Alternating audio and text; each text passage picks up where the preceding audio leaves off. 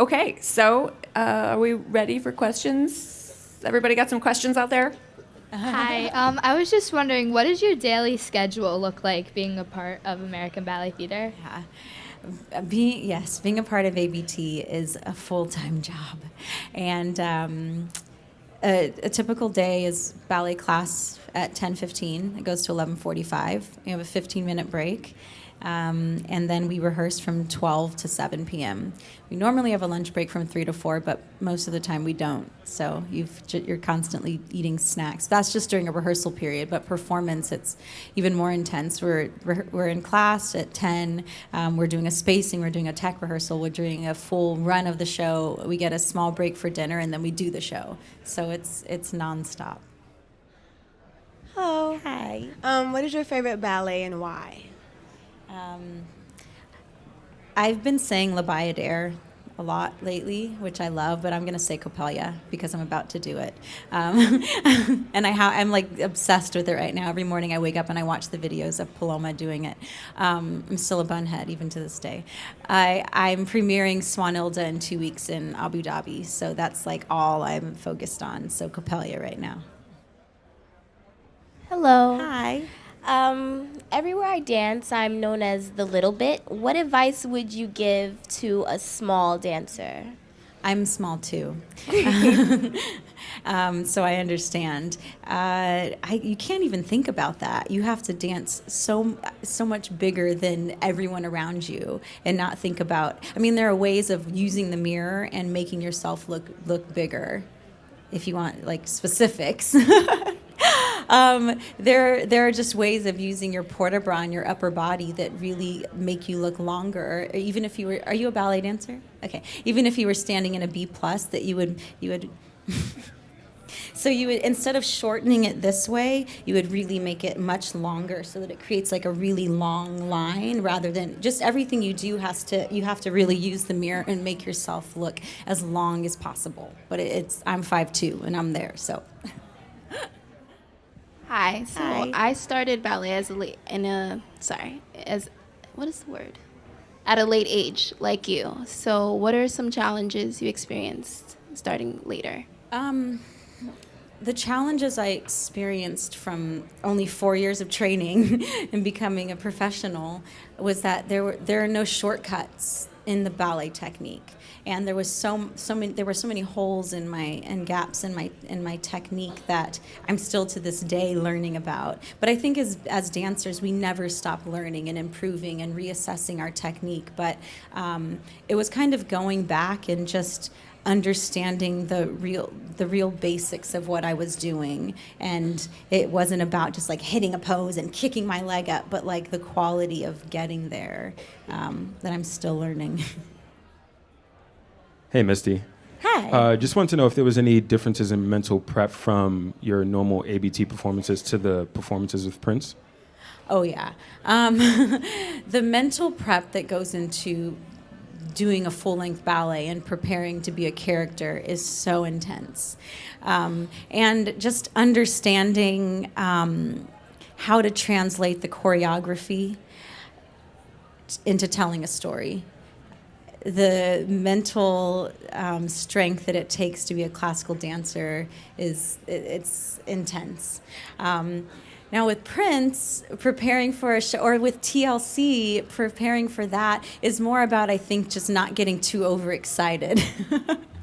And getting so like hyped up that you're not like grounded. It's easier in the space that you're comfortable with to like breathe and get grounded before a show. But I've had experiences with doing these shows where you're not used to going onto the stage as a classical dancer and having the audience like, "Rah!" And so it gets you that way too. But when you're in the theater, you step out and it's calm, and you earn your applause by showing them. So breathing and calming down. Hello, Misty. Hi. My name is Aja. I'm 20 years old. I've been dancing for many years. And it wasn't until recently when I began to enjoy ballet as much as I enjoy modern and hip hop. I'm from Philadelphia, and I went to a performing arts high school.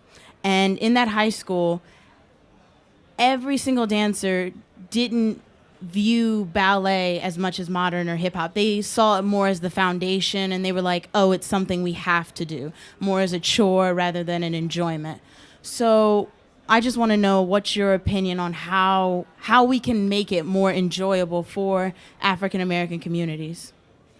I think it's exposing and educating them on what it is and showing them the beauty of so many ballets. I think people have a misconception, or maybe it's just their opinion, that ballet is slow and it's boring and it's all of these things. But I think if you educate our community on all the incredible parts and what it takes to be a ballerina, if you show them that we're doing just as much or more training as a football player or a basketball player, they would really understand and be able to, I think, connect to it more. But I think it's just about exposing them to it. And it's a matter of opinion. If you don't like it, you don't like it. So you can't force someone to like it. But educating them and exposing them will give them an opportunity to make that decision.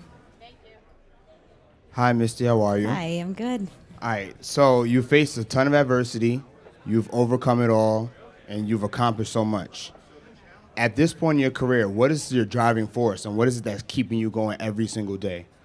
Well, the thing is, I have so much more I want to accomplish.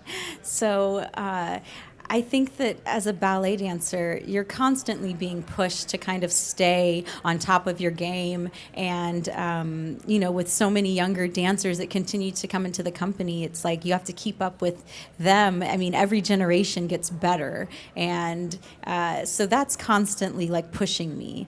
And I just love what I do. And I think as dancers, we're constantly striving for perfection. And that's never going to happen. So it's just going to keep us going and going. But I have so many new roles coming up that I'm excited about, so that's keeping me motivated. And of course, being a principal dancer, that's my number one goal. Hi, Misty. Hi. I was wondering if you could ever see another African American female becoming a soloist or even a principal dancer in EBT. Yes. I think that was a fear of mine for a long time, that I wasn't sure if it would ever happen. But I think that this platform that I have and opening up a conversation is making the ballet world have to address it. And I think that's the first step, and something that the ballet world is really hidden from because no one's really forcing them to talk about it. So yes, I do. Hi, Misty. Hi. Hi. First, I want to say happy birthday because we have the same birthday. But my question is, how did you get through your injury? I've been injured, I've hurt my ACL before. I just want to know, how did you work through it, and what did you do to overcome that injury? The most recent injury I had was a year ago, and I had surgery, and it was probably one of the most difficult things I've had to deal with at this point in my career. I was giving an interview earlier, and I was talking about all that it takes to prepare for a surgery, or just you have to have your body in tip-top shape no matter what injury you have. So you have to find ways of working around whatever that injury is. For me, I had 6 stress fractures in my tibia, and I knew I was going into surgery to have a plate screwed in. So preparing for that, I was swimming, I was doing Pilates mat classes, I was doing floor bar classes, I was just constantly moving in a way that wasn't going to hurt myself, because going into a surgery or something like that, you should be in the best shape possible. And then as soon as I was given the go-ahead and I could take that cast off, I was doing all the same things. I think mentally it's healthy for you as well, just to keep the body moving, especially as dancers. Mentally, I think it helps us to heal. Hi, Misty. Hi. Really enjoyed your remarks. Thank Congratulations on your endorsement deal with Under Armour. I was just wondering if you could comment, number one, on how did that make you feel personally? And then second, do you feel such deals open the door for other women of color for companies like Under Armour? Thank you. Thanks.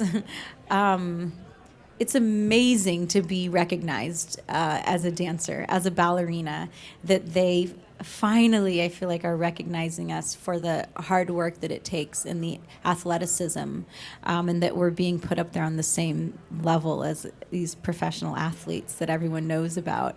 I do think it's going to open up doors for women of color. And I think it's so powerful that they chose a ballerina, a black ballerina, and a muscular, athletic ballerina. So I'm so honored to have this opportunity. Thank you guys so much for coming. This was great. Great turnout for Misty. Thanks again. Thank you.